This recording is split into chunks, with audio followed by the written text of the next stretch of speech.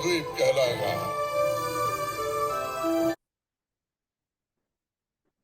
Hi everyone, thanks for joining the Admin Show. And I have a very special guest. She's Gayatri, and she's already done 2 episodes with me in Gita.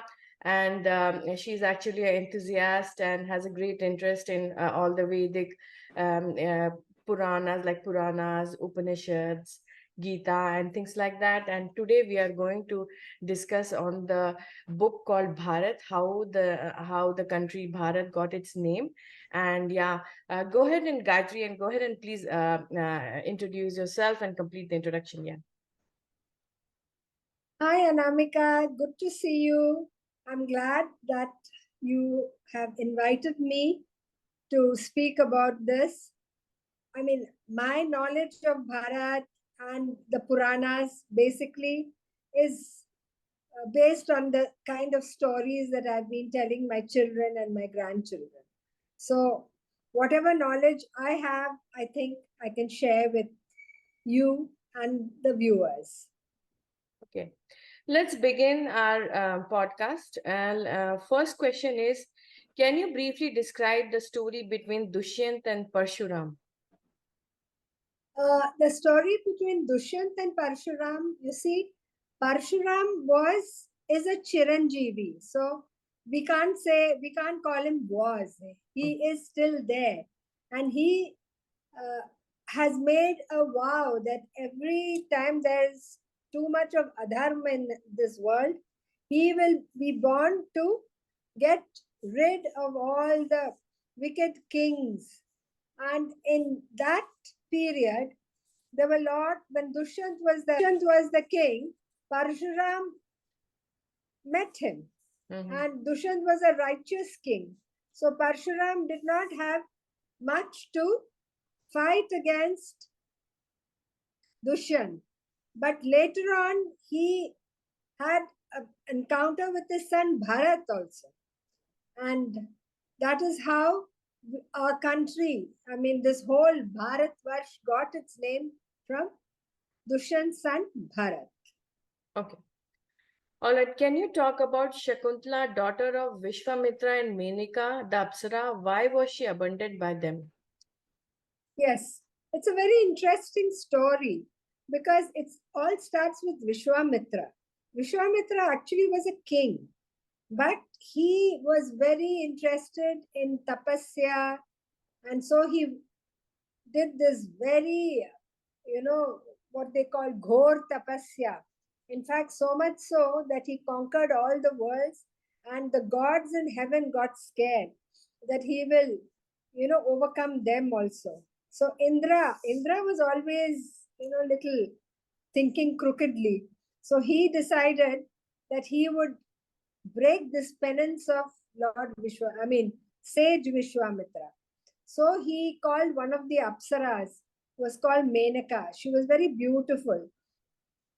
Menaka initially was not very keen on, going down to earth from heaven and breaking Vishwamitra's, tapas. But she was persuaded, and by her senior, who was called Ramba. So she said, okay, I will go. And then while Vishwamitra was, in his, doing his tapas with his eyes closed, he suddenly hears some tinkling bells. And when he opened his eyes, he sees this beautiful Apsara, Menaka, and he falls in love with her. And they live together and they have a child. But Menaka couldn't live with Vishwamitra for long, so she abandoned the child with Vishwamitra and went back to heaven. Now, Vishwamitra didn't know what to do with this baby, so he left her in sage Kanva's ashram. And Shakuntala grew up in Kanva's ashram. And she grew up to be a very beautiful young girl.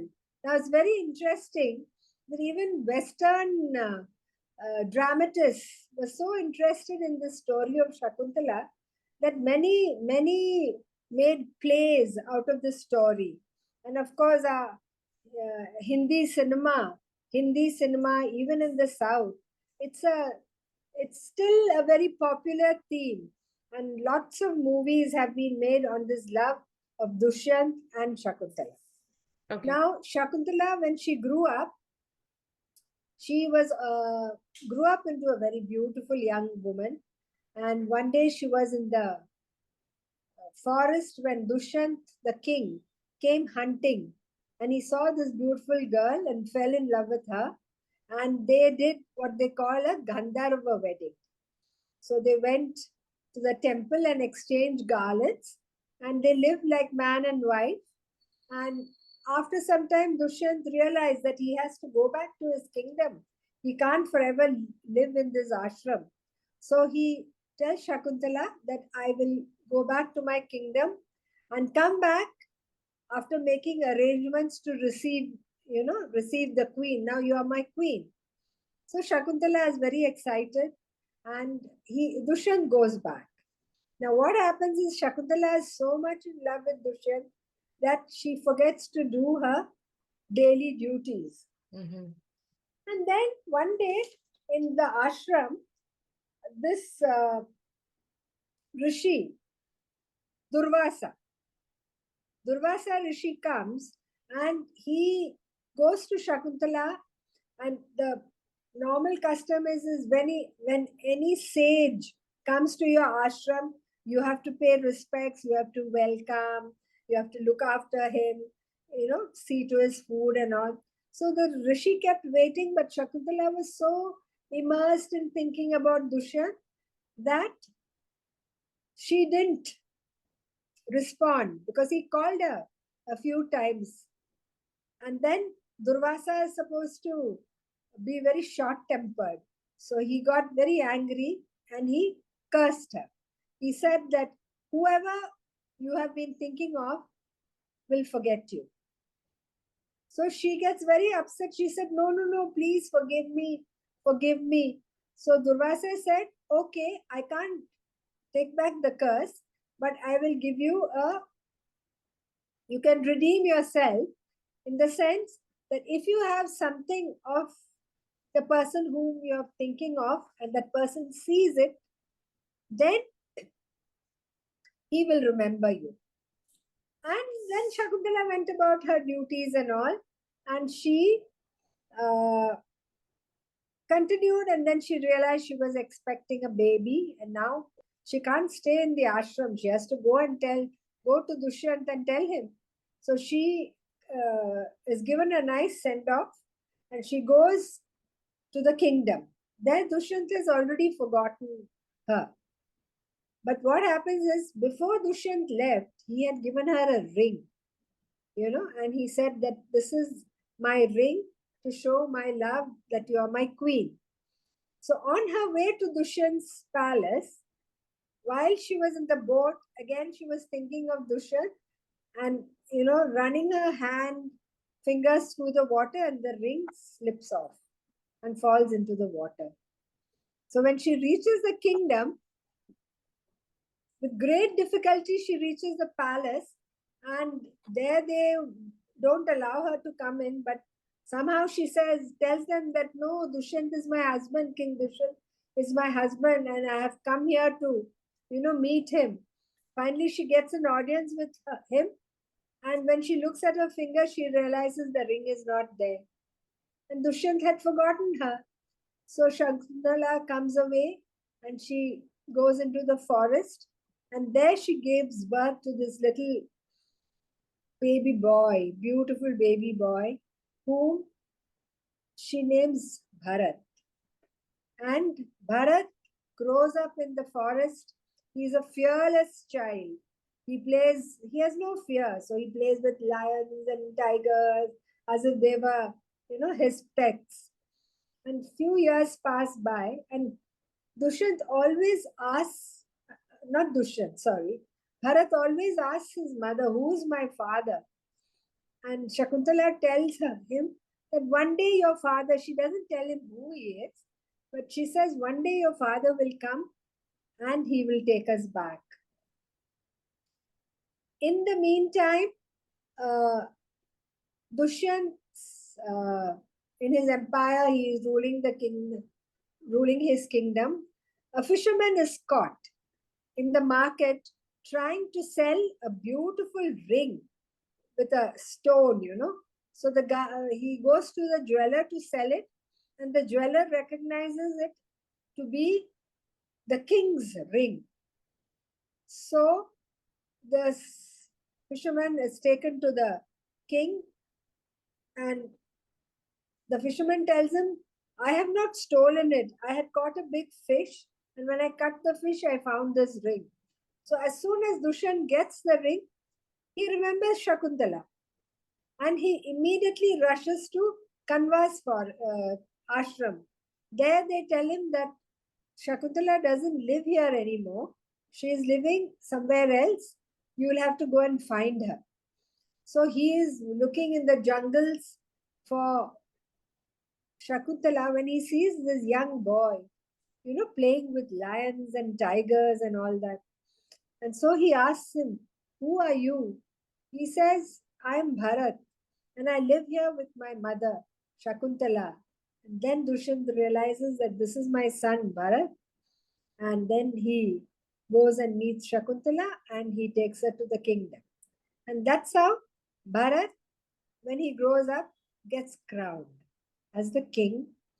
And a very interesting story that I read was Bharat had 9 sons. But when he was such a righteous king that when he decided to name his heir, he realized that none of his 9 sons were capable of ruling the kingdom the way he was ruling. So he decided that he will give his kingdom to Bhardwaj Muni. So there was a lot of uproar that how can you do that? So that is how Bharat says that a righteous king should only give the reins of his kingdom to another righteous person. It's not necessary that he has to be the son of a king. That was a very interesting story. And somewhere else I saw that and Bharat is the ancestor of the Kauravas and the Pandavas, and there is a little clip in the serial Mahabharat where they show Dhritarashtra, brooding, and he sees the apparition of Bharat coming to him and telling him that what a foolish man you are, that you have given your kingdom to Duryodhan, when you know he is such a wicked person. Look at me, I didn't make the mistake. I gave my kingdom to the person who could rule the kingdom rightfully. Okay. Thank you for the story. Just little bit going back, like Bharat actually initially he was called King Sarvadaman. And he was crowned Sarvadaman. Okay. His name is Bharat, but he was crowned as Sarvadaman. Yeah. And Dushyant and Shakuntala gave the consent, long live Maharaja Bharat. And the son of Dushyant and Shakuntala, the grandson of Vishwamitra, the man who changed the destiny of our country and gave it new name Bharat. How did he change the destiny? What did he actually do that he changed the destiny and the whole, subcontinent was called Bharat? What did he do? Yeah, what he did was actually he fought. There were a lot of kingdoms ruled by rebel kings. A lot of kingdoms. Their kingdom was a small kingdom, and around him were a lot of other kingdoms, and they were all, revolting. So Bharat conquered all of them and added all their kingdoms to his kingdom. And that is why the concept is that our Bharatvarsh extended beyond Afghanistan. And beyond Cambodia. And beyond Cambodia on the other side. Yes, beyond Cambodia. I mean, there are historical remnants of, like Angkor Wat is a testimony of the greatness of our kingdom. Of course, Angkor Wat was built by the Chola Rajas, but still our kingdom extended far and wide. So King Bharat unified all these warring kingdoms and made it into one big kingdom. Okay. That is the greatness. That is why our country is known as Bharat, after Bharat. Yeah. See, There but were a lot of, there was a lot of confusion. Many people used to think that Bharat is actually Ram's brother, but he is not Ram's brother, not Lord Ram's brother. And he is also Bharat, but this king was somebody else. And he was the precursor to, he is the ancestor of the Kauravas and Pandavas. Okay. And he was a great king who said that governance was not by birth but by deeds. Aryavart was called Bharatvarsha. Yeah. So, but in the, if you see like today's anchors and some of the left medias and all those things, what they say, oh, Britishers united the India. India was so, divided. Britishers, united the India. What do you have to say about that? Britishers, you see, the only, at that time, British, you can't say Britishers unified the whole of India. There were still very many pockets in India who were still not under the British rule, like for say Assam, Ahom. Britishers were not able to, in the northeast, they were not able to, bring it under their rule. And there were a lot of princely states who governed themselves. Actually, what unifies the whole of India is our religion, our Hindu Dharam. Because we are all, Hindus. And that is one common thread between all of us, whether you are from the north, south, east, or western Dharam, which unifies us all. So I think first of all, it's the Bharat Varsha that comes from the Bharat, King Bharat, and then our Sanatana from the Bharat from the Bharat Varsha that comes is united us, and Yes. Okay, thank you so much, Gayatri. Do you have anything to say to my viewers of the Admin Show? Oh, it's a pleasure, interacting with Anamika after a period of almost a year or maybe more than a year. And at that time, we had some nice, lively discussions on the Gita and the Upanishads. This time, the topic is very, restricted. It is only about Bharat.